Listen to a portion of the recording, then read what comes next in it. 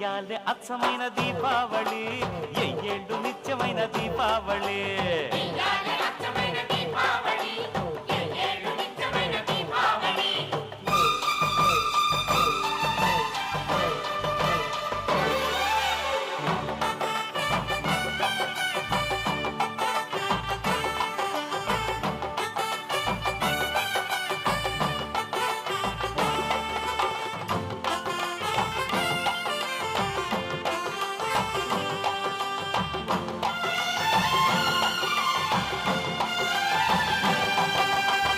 మాయా మర్మం లేనివాడు మా మామగారు, మట్టిలోని మాణిక్యం మాడవారు.